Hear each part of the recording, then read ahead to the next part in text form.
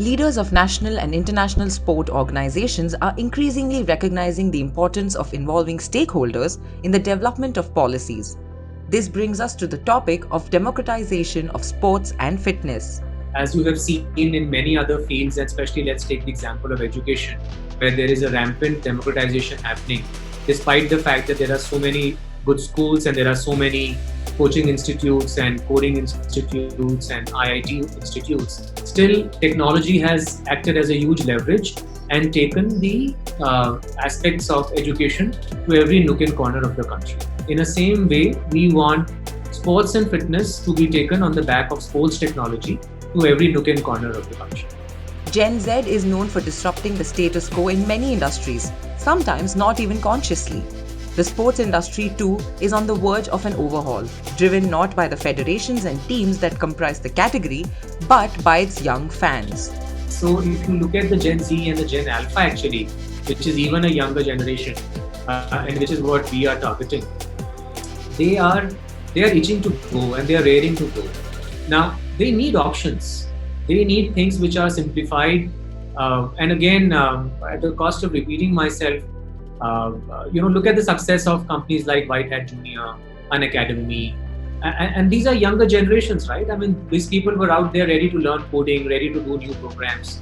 So certainly the Gen Z is out there to take on good options if offered to them, but they certainly want something which is compelling, which is at the intersection of technology and scientific methods. And then yes, absolutely, they are here to cause the disruption which you are referring to. Sports and fitness go far beyond exercise and nutrition. After all, mental, emotional, and spiritual health are equally important to a person's well-being. All these aspects of wellness have a direct impact on physical health. Actually, mental health and mental fitness is almost kind of joined at the hip bone, like a Siamese twins, with the physical fitness. So just imagine a situation like this, right? Suppose somebody tells you to stand on a single feet for about a minute. So your muscles have started getting into some kind of a stress. Now, because you are being told to stand on 1 feet for a minute, there is automatically a command which is kind of getting processed in your neural network and in your brain, which is also getting into some kind of a quasi-stress. So the more you are able to handle that command in your brain and you're sending those signals to your physical muscles, the two are kind of able to correspond in tandem with each other and support each other. So mental fitness is something which lends to physical fitness and vice versa. Now, if you don't have strong muscles but you only have strong mental muscles, you will fail. You have very strong mental muscle, very strong physical muscles, but you don't have strong mental muscles, you will fail. So that training almost happens contemporaneously when any athlete is training for anything. So that's how one has to look at mental fitness when they are treading a journey on any physical fitness or sport. We can't adequately take a holistic approach to sports and fitness without addressing issues like discrimination and the lack of representation, and how it affects well-being and prevents some people from feeling safe in their bodies and in fitness spaces. Times immemorial, when kind of kids go down to play, parents are very okay for boys to kind of return late or play in unstructured environments, go to playgrounds, and the least said the better for the safety of our sisters and our daughters and our wives and our our girlfriends. But diversity issue and the gender divide is a problem. The new generation is very much in their skin and they are very confident of kind of going and doing this, but it nevertheless does not preclude the possibility of the exposure and the risk which is associated with it. And at the end of the day, people who are out there in those gymnasiums or in the fitness centers, they come from diverse backgrounds. And again, we all know, what we are talking about here. As you rightly asked, if a solution is taken on the back of sports technology, which can be consumed anywhere people like, which also does not make them open and susceptible to critique, to body image, to wearing clothes they wish to wear, and to be very, very comfortable in doing what they want to do, I think it can be a great enabler. Amidst a global pandemic affecting millions, staying active is good, but staying safe is paramount. The WHO recommended social distancing and human-to-human contact was discouraged to control the transmission. This greatly affected physical fitness regimes of individuals, especially children. Pandemic has, like everything, it has not spared physical fitness, and I would say physical fitness was almost at the forefront of kind of bearing the brunt of empire.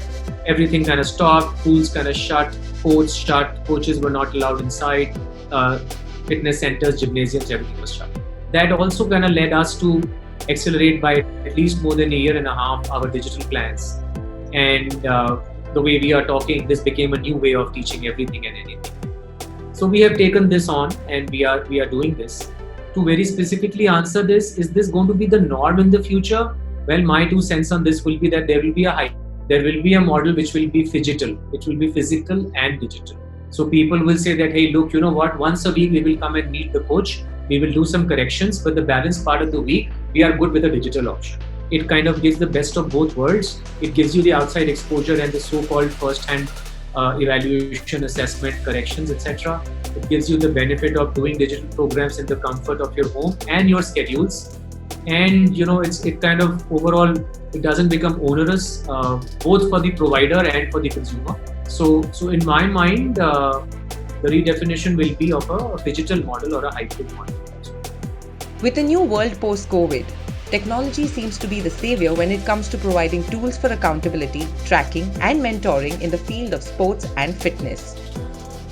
We are working with a bunch of smart people from IIT, and we are trying to develop a purely technology-based tool which is using AI and machine vision to conduct online assessments like this. And this will not be me, this will be an upUgo bot talking to you.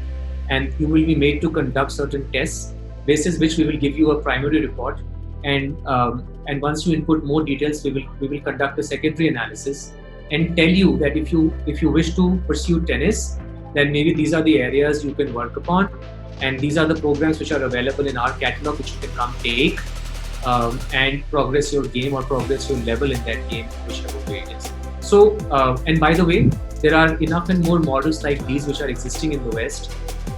In fact, we did get inspired by one of them, which is working very well in Israel and in the US. And yeah, artificial intelligence and machine vision is solving many problems like surveillance, like the basic functions of healthcare. So in the area of sports and fitness also, it's going to come in very handy. There will be certain measurement issues initially. It will not be guaranteeing 100% accuracy, but I think replacing human beings and removing the so-called personal eye measurement issues, it's going to be a very close surrogate to about 80-85% accuracy.